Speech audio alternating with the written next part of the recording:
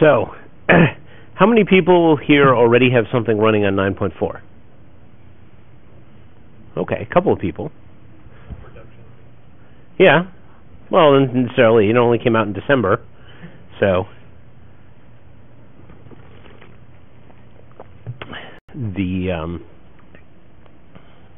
how many people here are running their main stuff on 9.3? 9.2? 9.1? 9.0? Some EOL version of Postgres?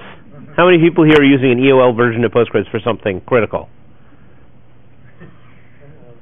At least one of you is probably lying. Yeah.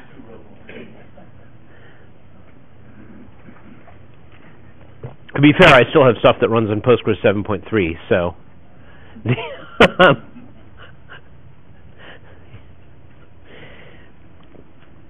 Anyway, okay.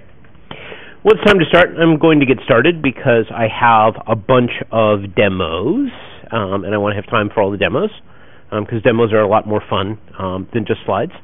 I'm going to talk a little bit about PostgreSQL 9.4. Before I get started, how many people were here for Josh Drake's presentation yesterday?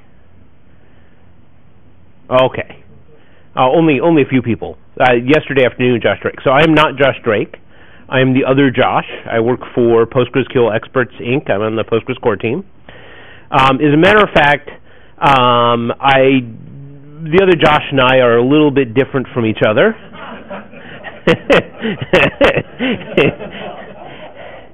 So this is going to be a different kind of a presentation. And for that matter, you know what? I love web scale. I love it so much that you'll want to come to my talk on Sunday, which is going to be about the options for running PostgreSQL on AWS with benchmarks and cost breakdowns and all kinds of other things that you do when comparing options. So that'll be fun. But in the meantime, let's talk about 9.4. Now,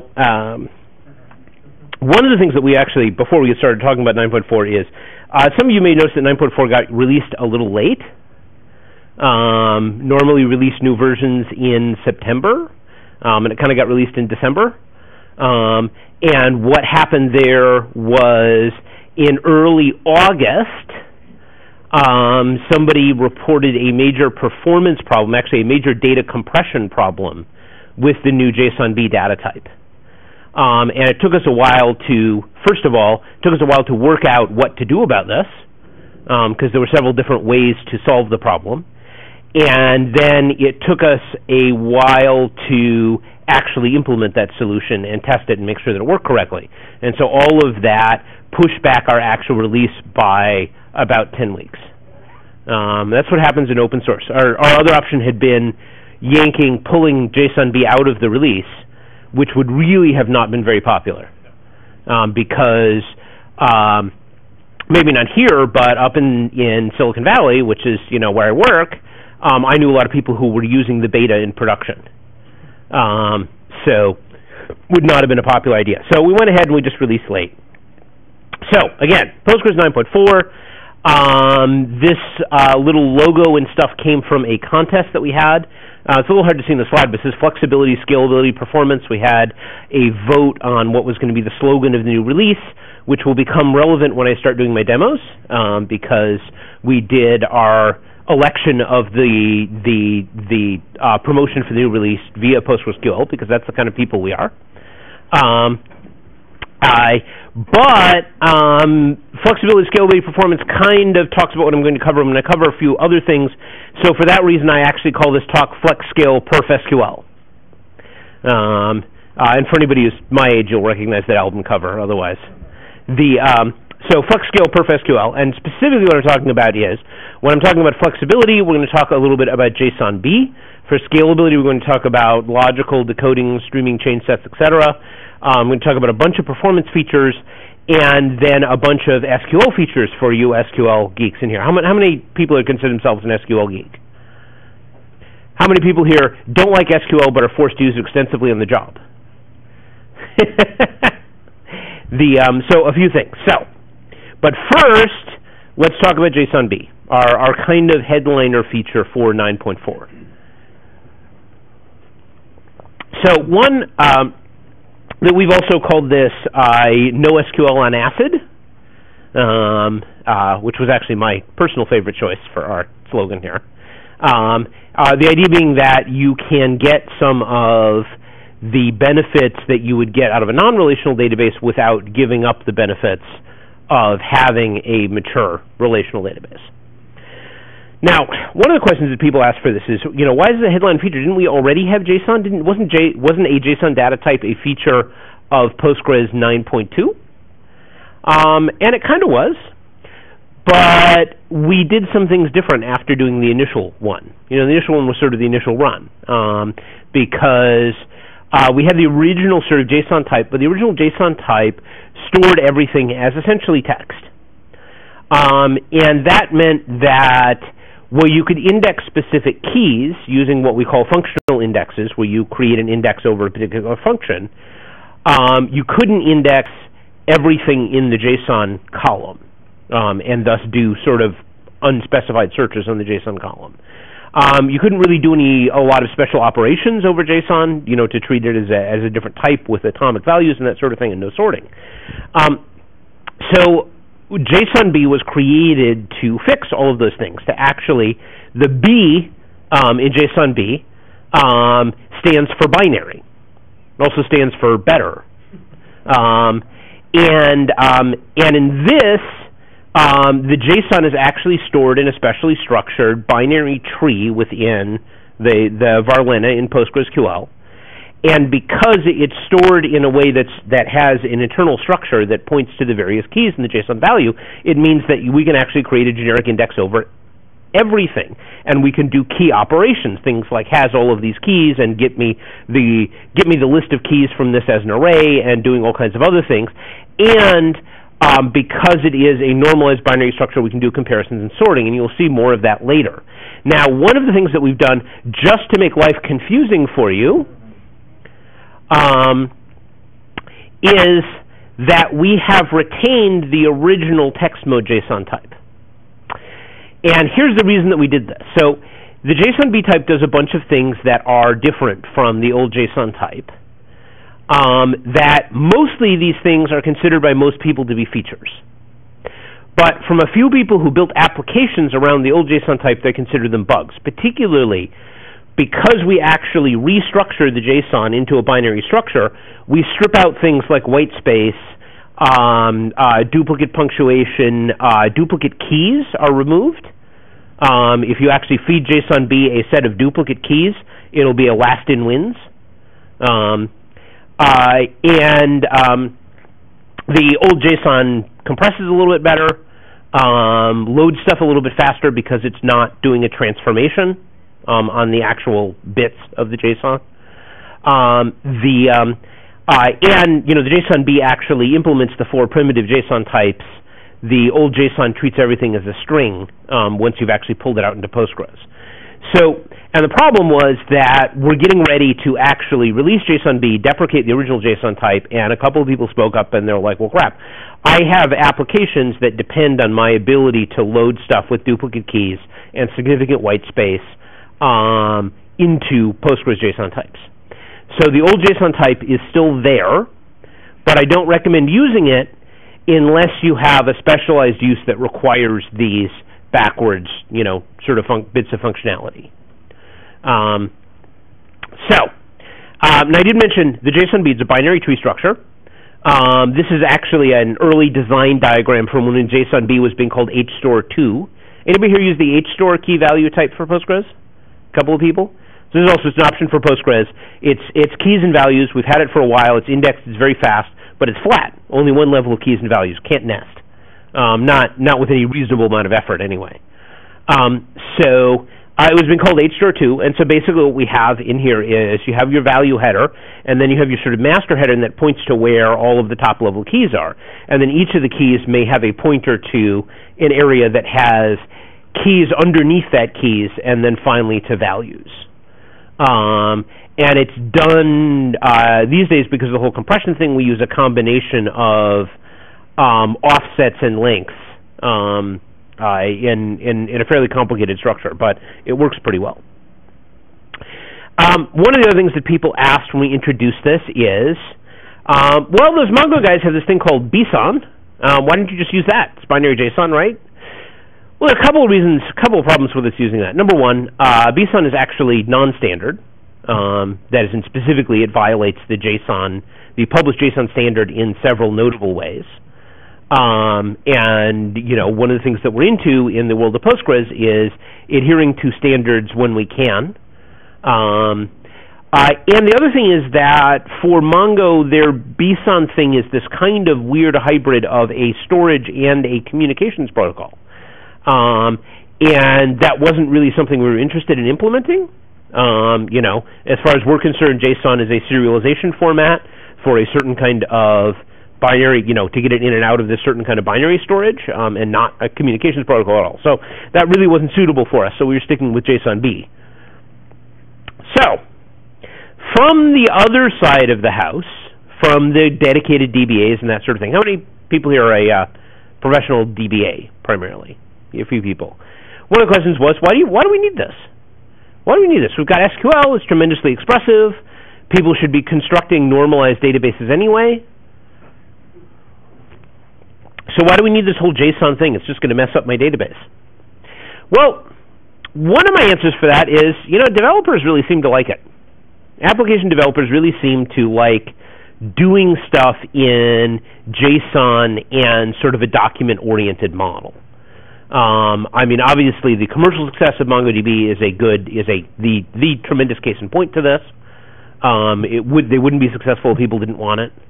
And a document model is a lot easier to understand than a relational model. You actually have to have some training or self-education or something to get what a relational database is about structurally, whereas anybody can understand the concept of documents. Also, if we're talking about web applications, the developers already know JSON because they use it in their applications, whereas they don't necessarily know SQL terribly well. And so they're a lot more comfortable doing things in JSON. And so that's one of the big reasons. The other reason, and this is the reason why I personally worked on it, because this was, a lot of stuff is driven by people scratching their own itch. It's open source, right? So I personally worked on it because we're building a lot of what we call sort of direct to JavaScript applications, as in a JavaScript application calls a thin shim of a web services layer. That thin web services layer makes a request to the database, which then returns a JSON blob, which gets sent directly up to the JavaScript front end or the cache, depending on where the request came from. And this has been, as somebody who does consulting for development, this has been tremendous because it has not just simplified our application design, it has simplified our communication with the web developers. We just have to tell them, show us what you want in JSON, and we will figure out how to get it to you. And that works in dealing with a separate web development team, and a lot of people are kind of in that boat. The other reason to have JSONB is in order to get rid of EAV designs for extensible data. So for people who haven't encountered the term for this, a lot of people have done this without encountering the term. So here's what an EAV design is. ID, type of value. So, people ID 357, hair, brown. Lots of people do this, particularly the time that you find yourself always doing this in SQL databases, when you need data that is extensible at runtime, when you want to allow the user of the application to add new types of data to the database. Problem with the AV is it's hard to manage, it performs poorly, it takes up enormous amounts of space in the database, and doing questions like, show me all of the people who are over 45 whose hair is brown and are unmarried, those queries tend to also perform really badly because you're doing this over multiple rows and doing an aggregation operation. So if you need to extend data at runtime, if you need to provide an interface that allows the user to add new fields to the database effectively via the application, then JSONB can be a much better way to do that. You can also use HStore if it's relatively flat, but JSONB has the advantage of having 4 primitive types and allowing you to actually store nested data. So these are all of the reasons why we're excited about JSONB. Now, again, I was going to talk about some of the features of JSONB that's different than the old JSON type. And the big thing is your ability to create a generic index on the entire JSON column that you can then use for searches of the entire JSON column without needing to decide in advance which keys you want to search. So this uses Postgres' inverted index interface. Your standard, let's index everything in the column for whatever operation you do this, create index using gin. One of the searches, and I'll show you this, is called path search, where you're just looking for a particular key. You can create a generic index that only enables path search and doesn't enable other kinds of JSON operations. And the reason why you would want to do this is because that index will be about 2/3 smaller than the completely generic index. But you can do either, or both for that matter, although I'm not sure the planner will make the right decision if you do both. So this is awesome because it suddenly means that JSON is not just a way to store JSON blobs, but it's actually a way to store data that can then be searched on and manipulated. The other thing that we've actually added with JSONB is a whole bunch of operations. One of the problems that we had with the old JSON type was white space was maybe significant and maybe not, and application specific. And that meant that there was no equality comparison for 2 JSON values because you couldn't determine if they were equal or not. So now, because we are normalizing the JSON, we can determine if they're equal. We can sort the JSON. We can find extract key, do aggregation, do path search. Well, I'll have demos of these, which will be more interesting. The other great thing about this is that it just happens in developing all this. It didn't just happen. Oleg and Tiro put a lot of work into it. That this just happens to be pretty darn fast. This is some benchmarks that Enterprise DB did, comparing a very simple sort of document database and doing basic insert, retrieve, search operations on a single node Postgres versus I think a 3-node MongoDB cluster. And Postgres was the smaller is better on this. Postgres was kind of orders of magnitude faster. It looks a little bit better to see the numbers. That tells you a little bit more. So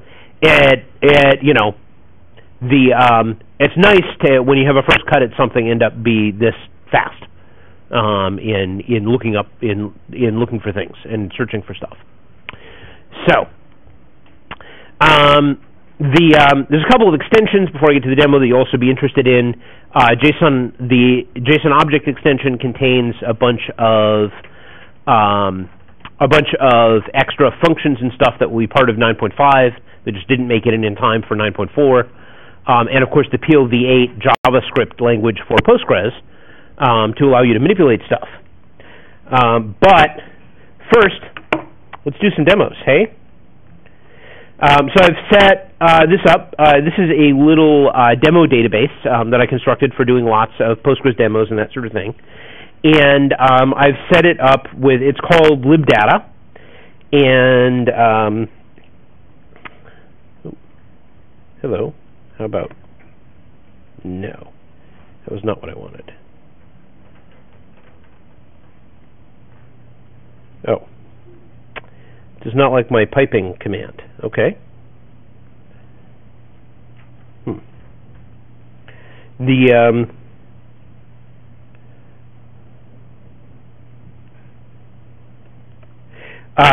So one of the first things to do, this is a small database. It's, 60 megabytes or whatever. And so I have to actually disable table scan because that'll be what Postgres will do because it's such a small database. I just don't want to run a 60 gigabyte database on my laptop. So let's actually do some JSONB queries. So here's an example right here of a query where I'm just doing what's called a path search, where I am looking for. Oh, here, let's actually take a look at that table here. So this is a very simple table. This is an imaginary universe where Publishers in the library system are advanced enough to actually use something as modern as JSONB for transmitting information about book titles. They do not.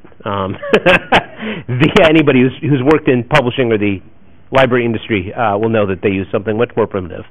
But, and so we have these sort of import records that we are mining for information about books, particularly because the different publishers don't necessarily provide the same information about each title.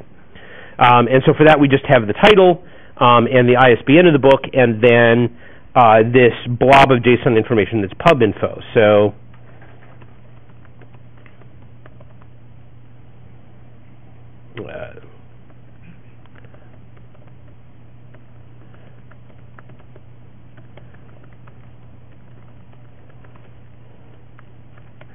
and just look like that.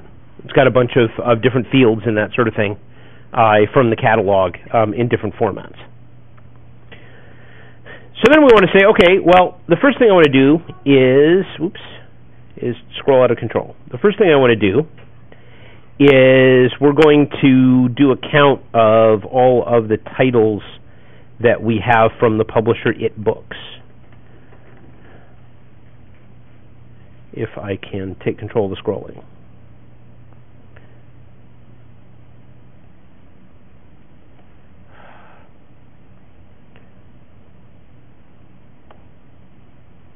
There we go.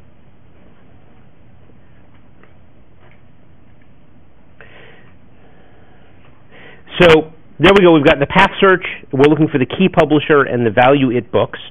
And we see we've got 41 titles by It Books. Extracting that out of the JSON. So that's pretty good. So now, but one of the things is that we actually want to extract values as well. So let's go ahead and actually pull out the cost value, and that little bit of cartoon swearing right here, that operator, that says pull out that key and pull out the value for that key as text. Whereas if I just did that, that would be pull out that key and value as JSON.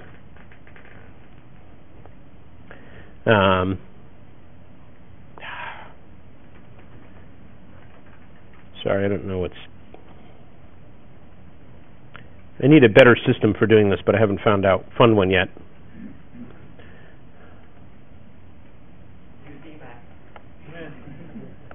You haven't figured out a good way, though, to select out of a large file that's got a bunch of different steps?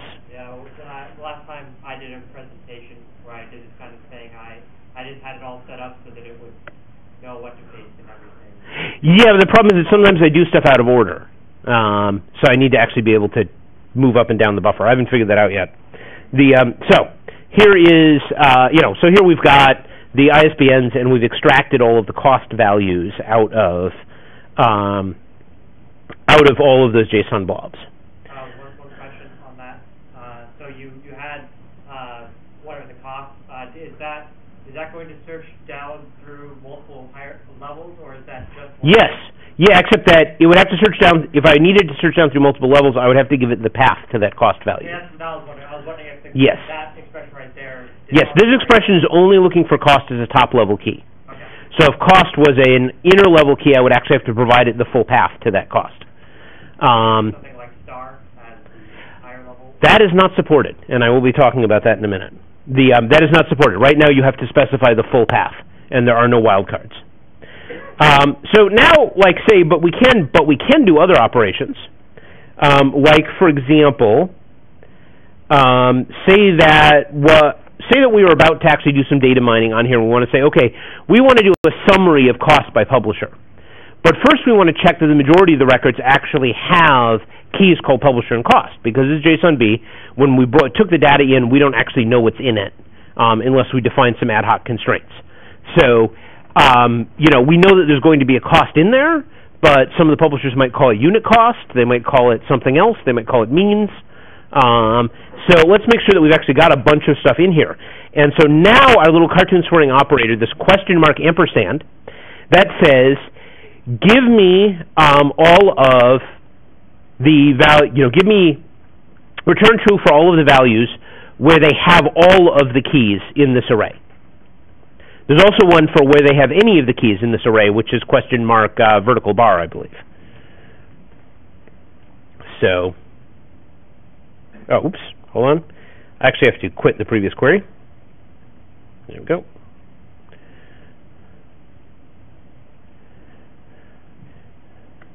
So there we go. We got 391 that have both of those keys, which should be enough to actually do some stuff with. So let's go ahead and do some stuff.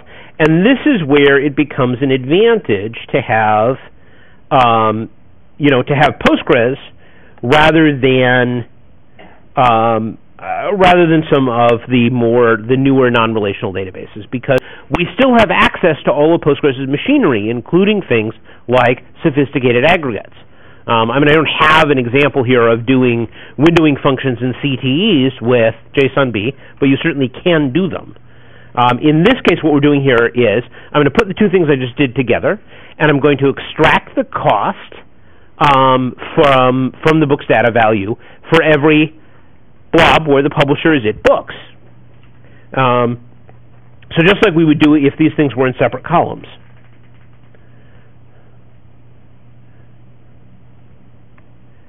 So there we go. Average is $35 for titles from books. But I actually want to say, hey, I want to see the totals for all publishers. So let's go ahead and do that. And here we're going to extract the publisher value, the cost value, and then do a regular group by.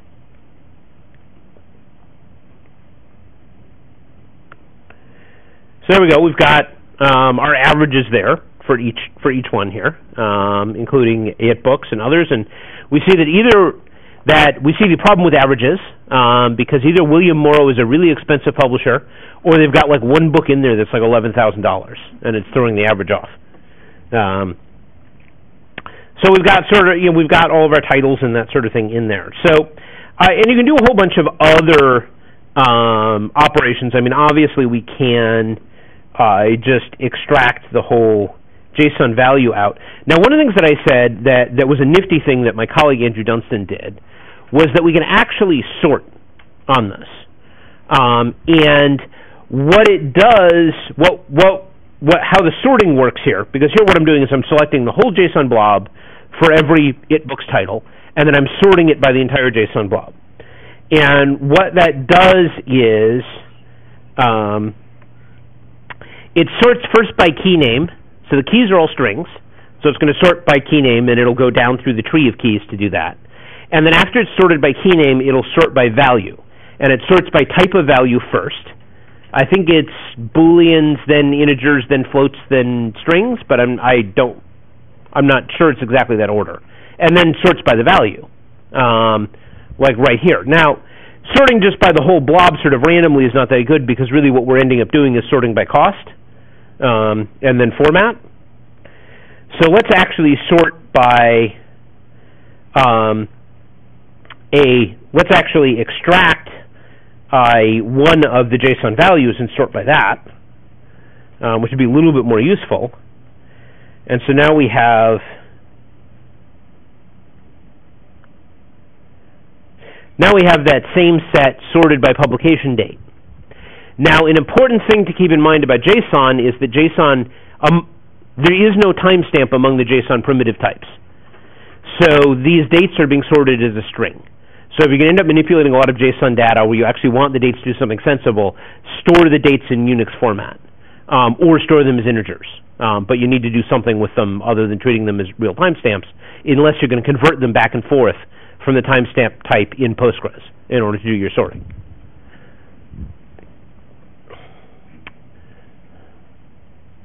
So, now, there was a question about wildcards. These were my first questions. So our indexing geniuses from Moscow are working on a future incarnation of this, which is called, appropriately enough, vodka for the indexing, because we have gin indexes, right? So now we need vodka indexes. And a sort of mini query language for JSON that they're calling jQuery, because it actually turns out that name is not taken. It was a Java project called jQuery, but it's dead now. And so that will support things like path queries with wildcards in some sensible way. The work for this isn't done yet. We were hoping this would be in 9.5. They're not ready for 9.5. It's not going to be in there. So 9.6 hopefully. So now let's talk about our second part, which is scalability. The main scalability thing that got added to Postgres in 9.4 is this thing called logical decoding, which is a little bit cryptic. So let me explain it in more terms of what problem we're trying to solve. So here's the problem. Postgres binary replication is fast. How many people are using the built-in binary replication for Postgres for stuff? If you're replicating using if you're using like Heroku or the read-only replicas for RDS, you're also using binary replication. So a few people. So binary replication is fast. It's fast and it's easy, but it has some issues. Number one, it is absolutely unidirectional. There is not even any theoretical way for it to go both ways, in a set. It has to replicate everything in your Postgres installation. So the entire Postgres instance, all the databases, all the schema, all the tables. You can't do anything selectively. You can't do any kind of writes at all in the replica, including temporary tables. And this is one of the most critical things, you can't use binary replication in order to upgrade Postgres. That is, you can't do a no downtime upgrade by upgrading the replica and then failing over. Doesn't work. So we actually did have older versions, replication systems, that didn't have these limitations, where you could do multi-directional replication or partial replication and upgrade by replication. But the problem was that those systems were slow and complicated and had an enormous amount of write overhead in the way that they worked because they were mainly trigger-based. So what happened was Andres and a couple of other developers went and said, if only there was some way we could read the binary replication stream and get a bunch of row updates out of that stream as a way to replicate. And so that is what logical decoding, the cryptically named logical decoding, is. It is an API which allows you to listen on the replication stream and turn it into SQL or row updates or protobufs or whatever replication system you want to use depending on your driver. And that means that you can then apply filters and transformations. You can send rows in multiple directions at once. You could have two servers, both of which are write nodes. Any of those things become possible.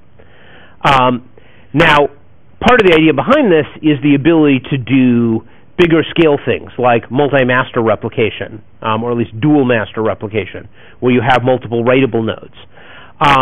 Doing replicating, like one of the things I do, because I do a lot of sharded Postgres for supporting web apps, being able to replicate different shards to different targets so that you can actually do round-robin distribution of shards in your cluster with failover.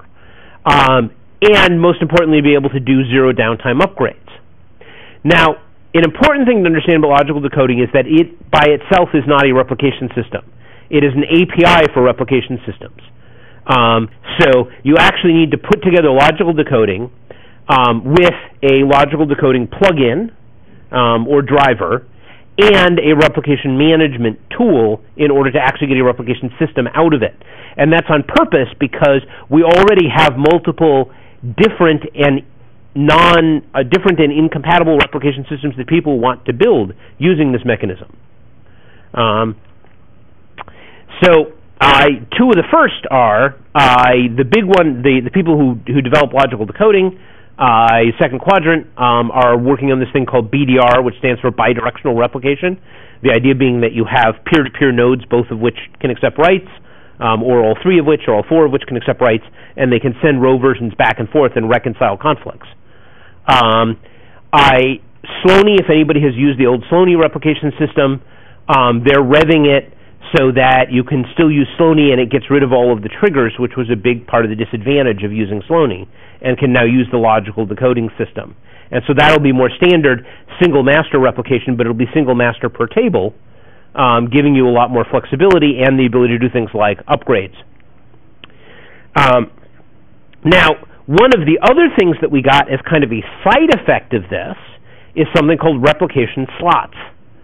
And in order to understand why we need replication slots, I saw not a lot of people using binary replication here.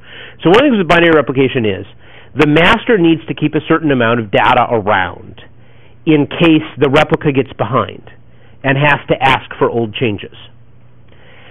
And the problem, our previous way of configuring this is you actually allocated a fixed size buffer or created a storage archive. But if you're just relying on the master to do this, you allocate a fixed size buffer called wall keep segments.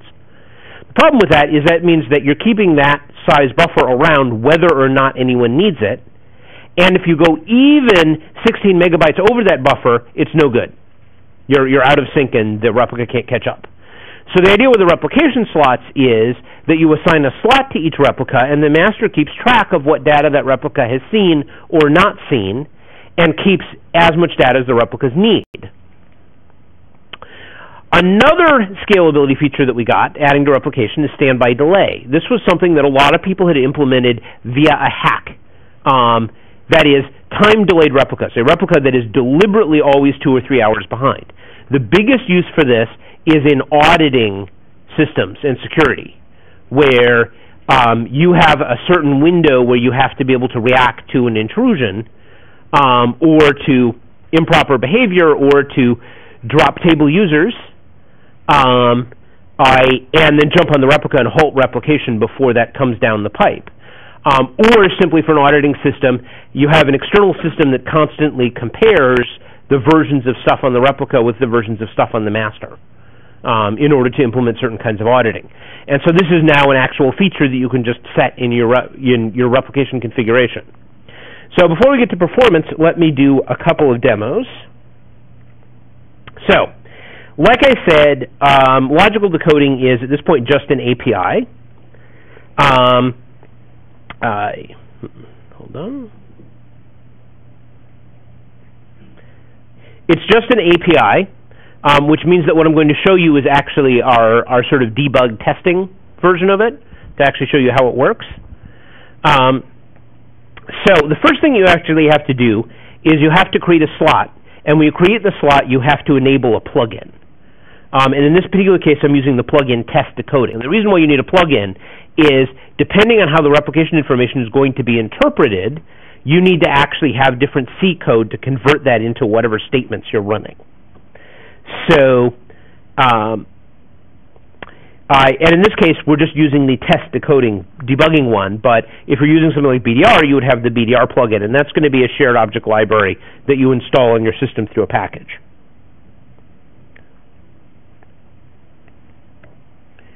So we've created the slot, which is at a particular log position.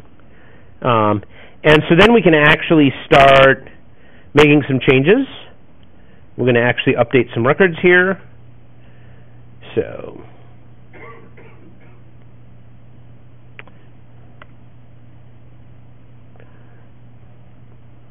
and so now, because we're doing test decoding, we can actually see this in our own session. Now, obviously, in a real replication system, we would be querying this information on the replica, not on the master. Although you can see why, you'll see why when I actually do this, that the other project that's coming out of this, that's becoming part of 9.5, is something called PG Audit.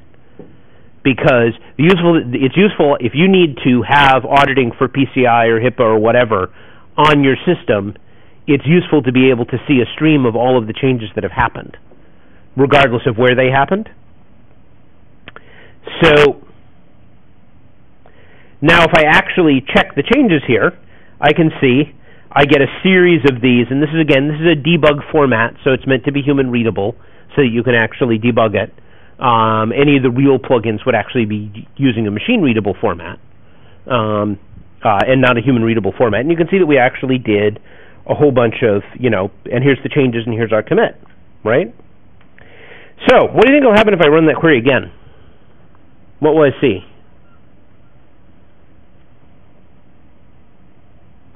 Anybody know why that happened? No, it's because I've already seen the data, and the master knows I've already seen the data. So it's not going to send it twice.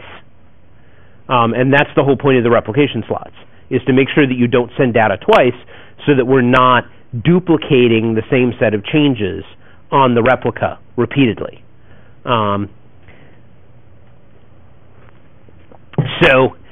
In order to actually see more changes, I need to actually do more changes.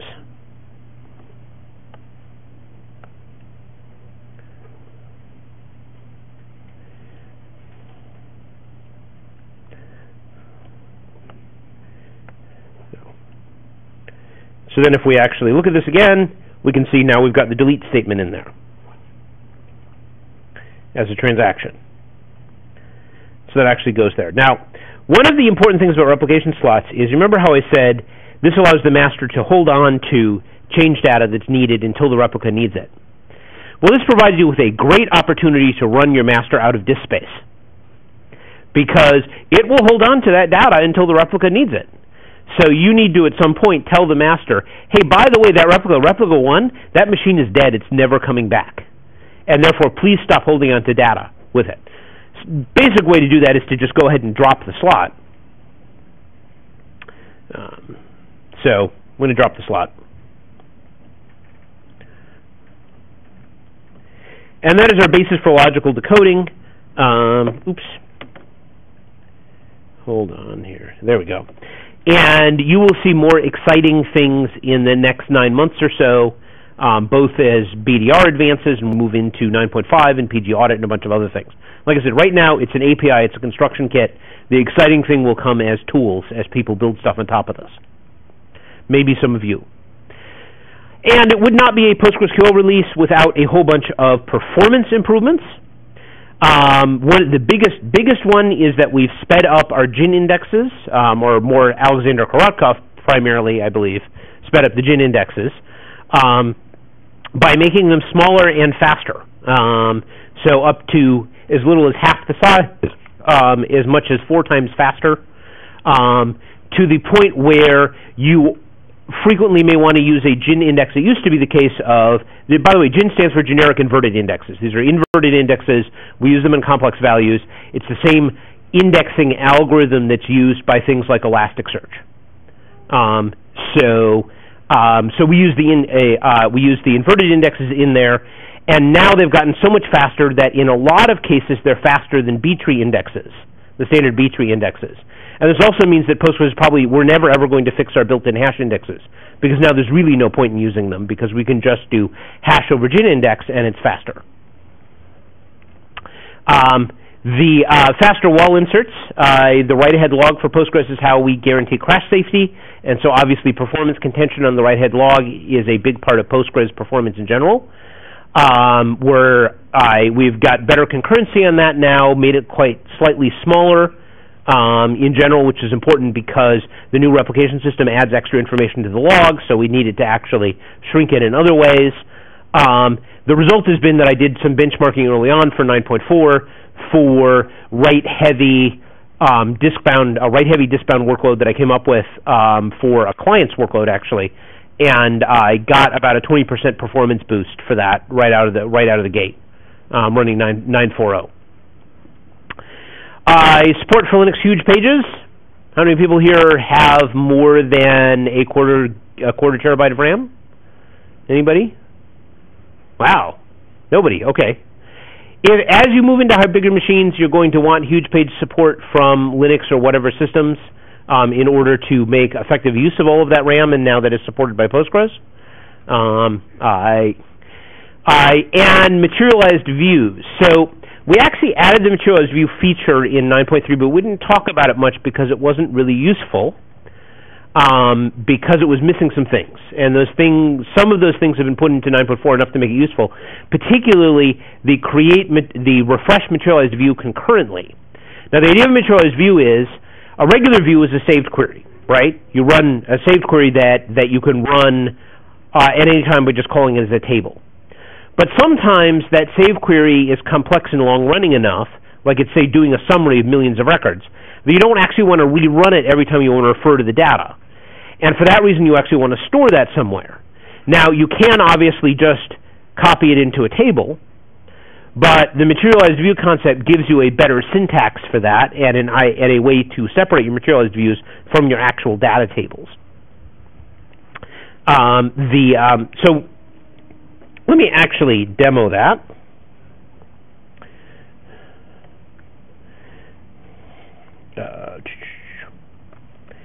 And the way that I actually want to demo that is by showing you the little database that I constructed for our survey for slogans for 9.4. Now, this was done by importing a Google survey. And the problem with the Google survey is that it gives you this sort of spreadsheet view. I mean, it's a spreadsheet of your data, but that's not very good for doing summaries and comparisons of different statistics. I really want a more vertical view of the data. So I'm going to go ahead and create a materialized view.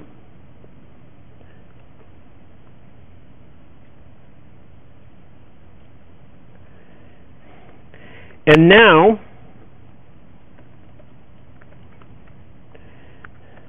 I can treat that as a table because it's being stored as a table. As a matter of fact, because it's being stored unlike a dynamic view, I can actually even create indexes on it.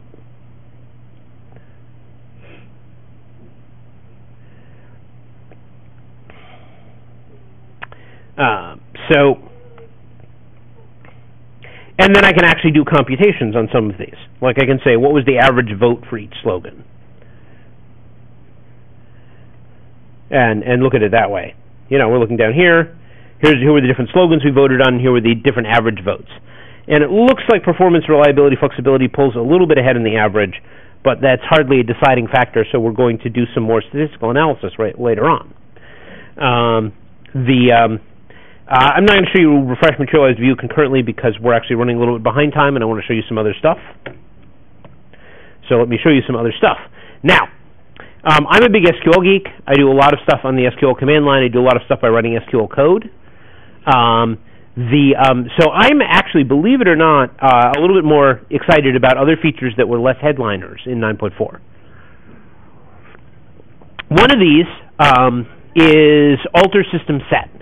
And what alter system set allows you to do is to change a configuration parameter in Postgres, not just temporarily in your session, but to actually write it to disk so that it is persistent on Postgres for other sessions. And this is called alter system set. So this has been part of a progression of different ways to configure Postgres. First, you're going to edit the pg.conf file. Then you can add include files, and you can add an include directory in 9.3. And now you can actually modify the config file over port 5432. And one of the big answers is, why would you want to modify the configuration file over your Postgres connection? Why would that be a good idea? Does anybody guess on this one? For the cloud. Well, actually, specifically, this is why I'm interested in it.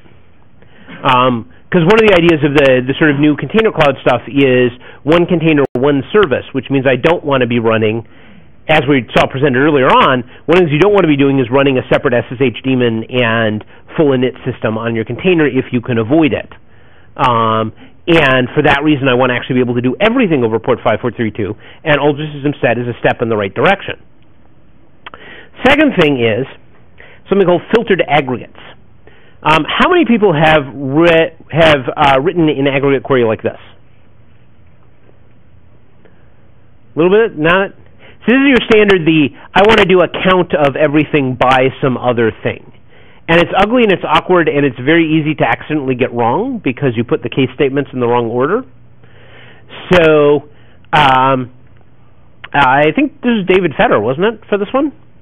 Went in and did this, which is actually in the SQL standard, which is this filter clause. So you can now, to any aggregate function, you can apply this filter clause, which currently only takes a where clause parenthetically, but in the future we might add other things that it supports.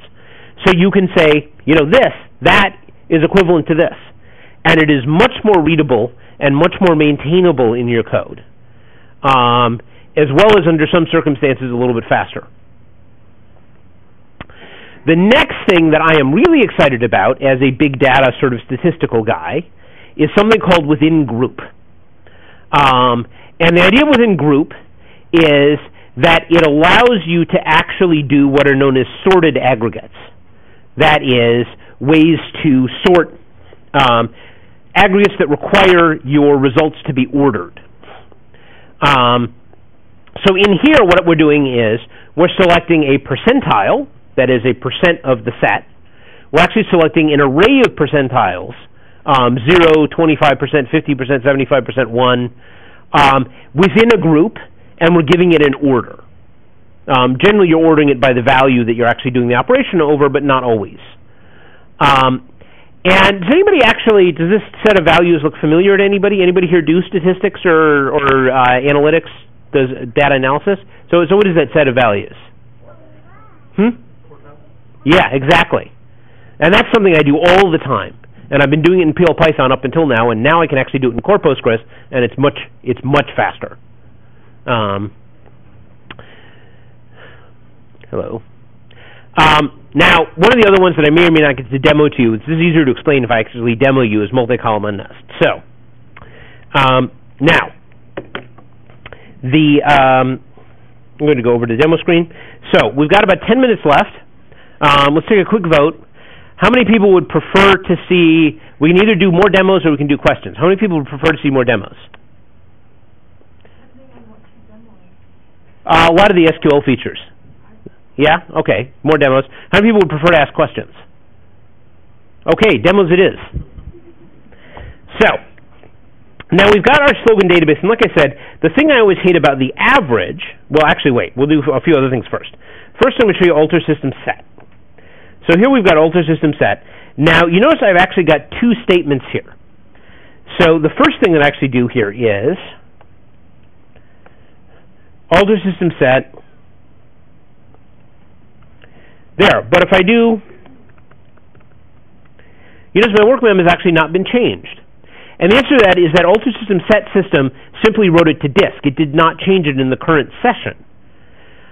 You actually have to call a reload config in order for it to change it in the sessions. And the reason for that is it was our way of working out the issue that often if you're going to be changing settings this way, you want to change a bunch at once, and you don't want to take them effect until you're done changing settings. For something, some settings are dependent on each other. And so you actually go through this thing of doing an alter and then a reload config. Now, as I said before, averages are not very trustworthy.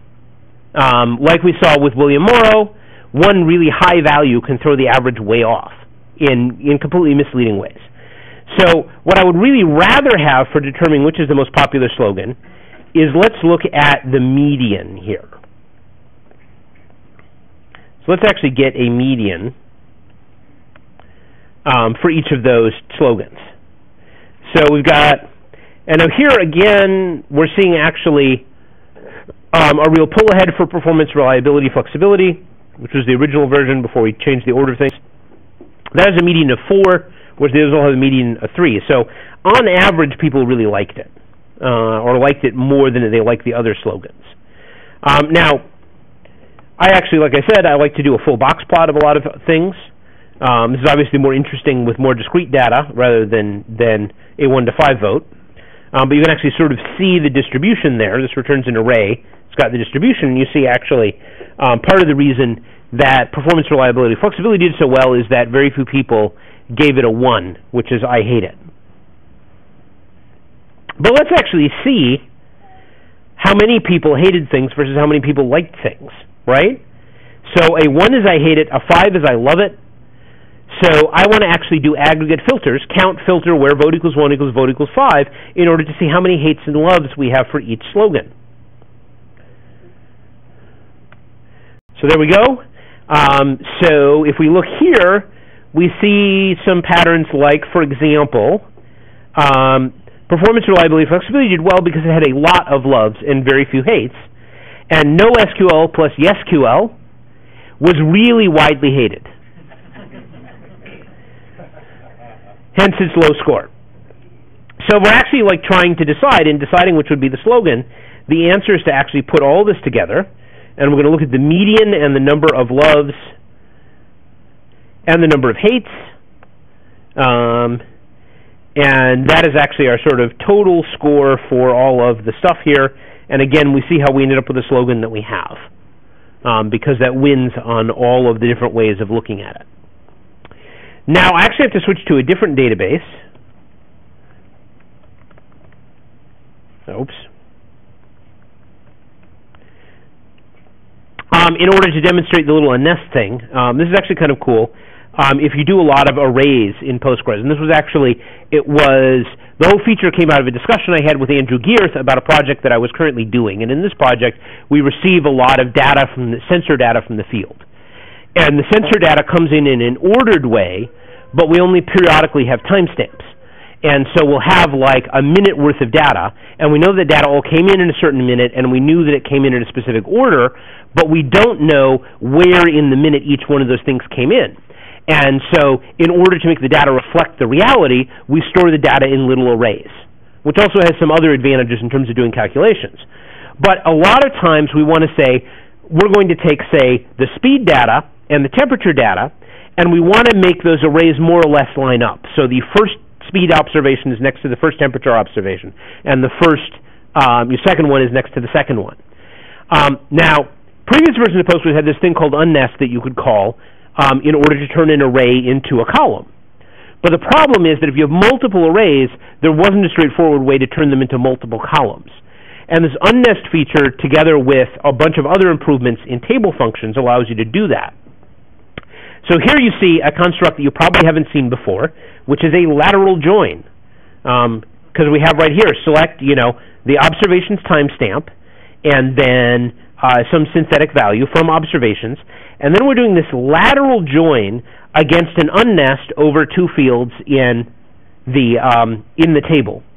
And then we're adding this other new clause called with ordinality that gives us an ordering, so we know which order it was, which number it was, so that when we say decide to roll the arrays back up, we can roll them back up in order.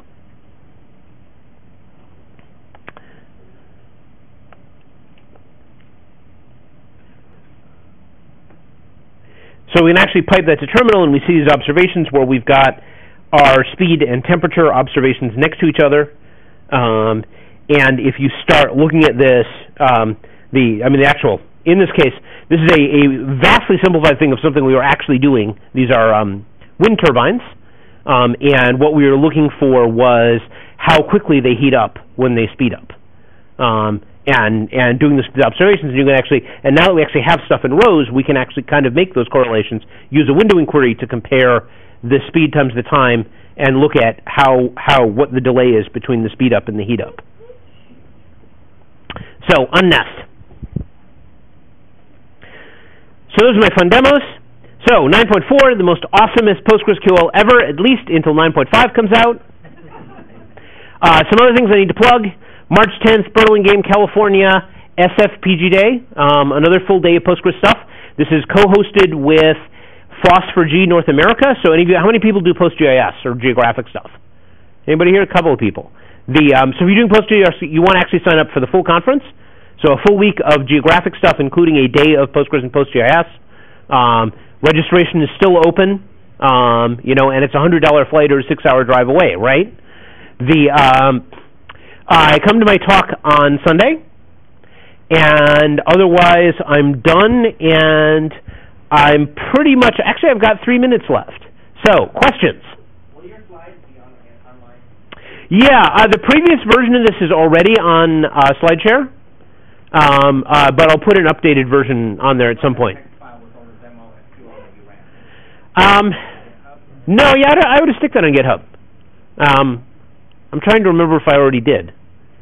If I didn't, I should, but it also needs the Docker to go with it, and I think that's actually what caused me to hesitate. There's no permissions for access to alter system. You need to be super user. You need to be super user. And one of the other things that people have asked about is how you block alter system set. So alter system set writes its stuff to a file called postgres.auto.conf, which is in the Postgres' data directory.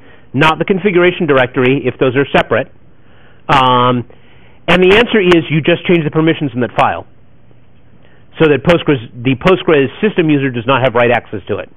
And if you do that, it'll block alt-system set if you don't want people using it. Of course, the real answer is don't let people log into the super user if you don't want them to do those things. But because the truth is, if they can log in as the super user, there's system functions that would allow them to do things like overwrite files. So, more questions? I'm guessing the answer is yes, but can you join onto JSON yes. tables? Yes. Because what you would do is you would just evaluate, you would be joining on a key, really, right? I mean, you could actually join on two JSON fields if the JSON was identical between the two. And you could just join in the whole field because JSONB, we have equality. Can't do it in JSON, can't do it in JSONB. Or you could extract keys. You could say, I want to join the publisher key in here to the publisher key in there. And yeah, it's going to be slower than joining on a regular column, but it'll certainly work.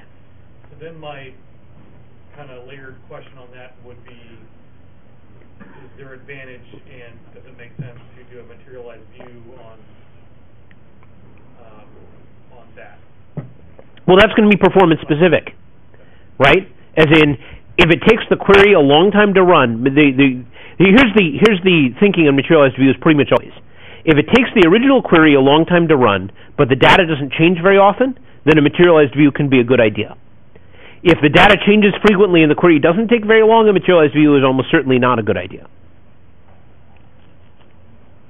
More questions? We got anybody else? Yes? Do materialized views automatically update, or do you have to do a call? You have to do a call right now. There's been talk about adding various forms of automatic updating. So I mean, right now, what would be easy to implement is either a trigger to do synchronous updates, or a cron job to do timed updates. There's been talks about doing more sophisticated things that would be more automatic, but we need a fair amount of underlying machinery in Postgres first before that happens. Attach it on top of your replication thing. Yeah. Well, that would actually be something you could do. If you had a replication plugin that included materialized view population, you could certainly do that. Well, I was saying the binary replication monitors you guys just hooked up, you're saying there's all sorts of applications for it. Yeah. So it's actually, yes, you could do that. You could use logical decoding, see whenever the table changed via logical decoding asynchronously, and so update the materialized view asynchronously but close in time, which is something that people often want. So yes, you could absolutely do that. More questions? The materialized view is session-based, or it will stay there when I come next time? Materialized views are stored. They're available to anybody who has permissions on them.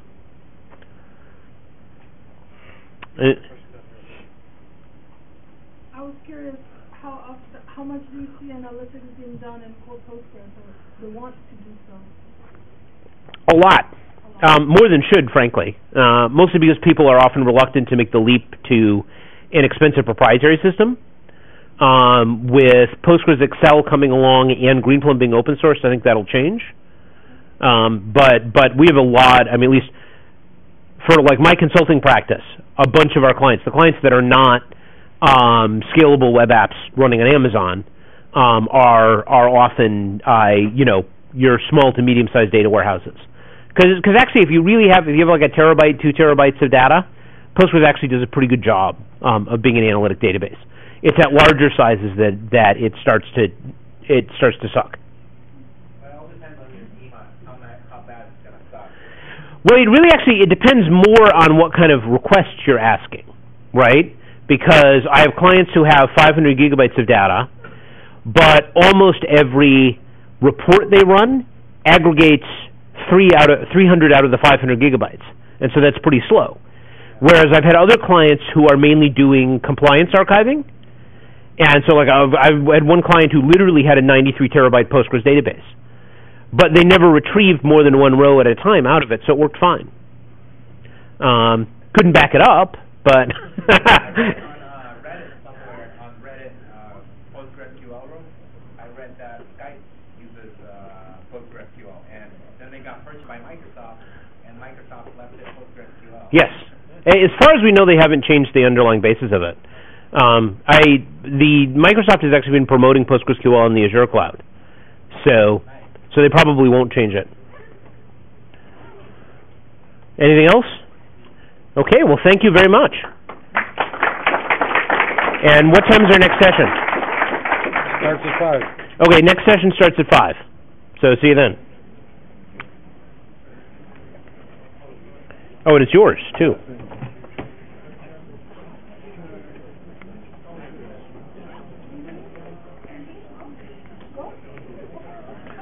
Yeah? I sent you an email for the PostgreSQL Docker container that I created. Oh, okay. A long time ago. Maybe it could come in handy for you. Okay. Well, I mean, maybe. It has a lot of things installed in there, like PG Hero and stuff. You know, it's more of a PG Hero? Yeah, PostgreSQL Hero. It's a web interface to Postgres. Okay. For to be able to see performance and stuff like that. Okay. There's a lot of goodies on there. Okay. Cool. PG trees and all kinds of other tools. I just compile it, not for like a production environment, but Yeah. just to as example and for. Okay. Yeah, that would be cool. I mean, I guess part of it depends on stuff like how you want to do things, because the sort of doing stuff by the kind of Docker way. Oh, you know what? I should take the mic off. I tried to stick to the convention. I left a lot of the steps out of the Docker file. I kept the Docker file to be as short as possible, and I basically offloaded a lot of that stuff. Yeah. Inside there it does all the rest. Yeah, I mean, they would just for a lot of the things they tend to say, okay, we want to run Postgres on one container and PG Hero on another container. Oh yeah. In that case. It's just this one I installed it. Yeah, they just do everything. Yeah. Yeah. If you look on slope configuration and you are using SQL, you get I mean, you wouldn't really use SQL to get it out, but yeah. Oh, That's the downtime. okay, yeah. That is our debugger to say. The only reason test decoding is there is to say, hey, is logical decoding even working? But it's not actually anything you use for replication. Okay, yeah. Because I just saw, hey, what happened in the SQL trail. Yeah. So you connect to the API and get the bytes. That's right? Yeah. Yeah, and so the thing is that you use a specific plugin designed to do the replication feature. So, like, if you're doing BDR replication, BDR has its own plugin, and it has its own binary protocol that it uses in order to be the road. Because obviously, I mean, even like a text protocol would not work. Like, imagine if we actually had a blob on it, right? Images. So I mean, Postgres is getting better and better. Yeah. About a good source of best practice.